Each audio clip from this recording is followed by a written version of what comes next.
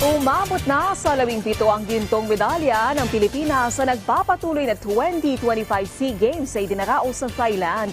Ang mga kaganapan doon ating himayin sa sentro ng balita ni teammate Paulo Salamati.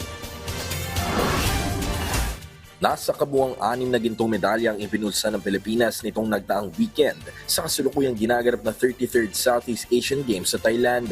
Noong Sabado, unang sumungkit ng ginto si Filipino judoka Chino Sitang Contian matapos talo nilang Indonesian opponent via ipon.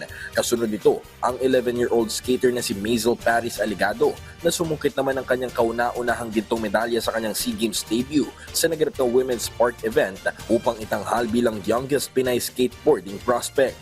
Yung finals ko po, nakalaban ko na siya nung Oceania competition. So, coming into the finals, medyo confident po ako na kaya ko talagang iuwi yung ginto para sa Pilipinas. Ang pinakakinabahan po na laro is yung semifinals ko. Kasi unknown siya sa akin, malaki, tapos medyo nagko-kontrapelo po yung style namin ng paglaro. Pero buti na lang po after the regulation sa golden score na tapos ko naman yung match ko. Hindi rin nagpahuli si Pinay tanker Kayla Sanchez na nagbulsa lang naman ng kanyang ikatlong gintong medalya sa 2025 SEA Games matapos pagreynahan ang women's 100-meter backstroke event. I'm speechless.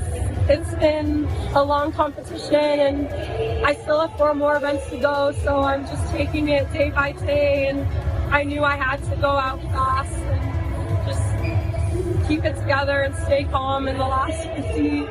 Habang humabol din ang isa pang skateboarder ng Pinas na si Jericho Francisco Jr. na sinelyuhan ng isa pang gintong medalya ng bansa sa kanyang impresibong performance sa men's park event.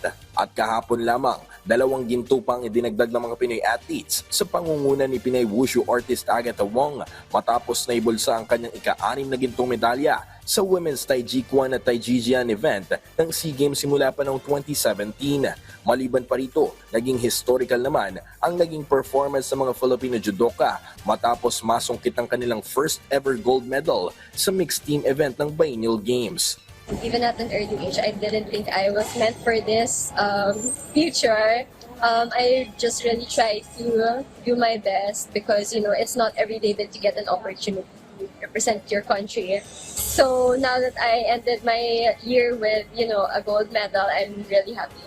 Bukod sa ginto, 8 silver medals din ang nalikom ng Pilipinas kahapon sa pangunguna ni na 4-time jet ski world champion Anton Ignacio at jet ski rider Lorenzo Pontino, Pinoy shooter Michael Angelo Fernandez, Philippine men's sporting clay team sa shotgun skeet and trap event, Kayla Sanchez, Albert Ian de los Santos, at Pinay swimmers ng 4x200-meter freestyle event.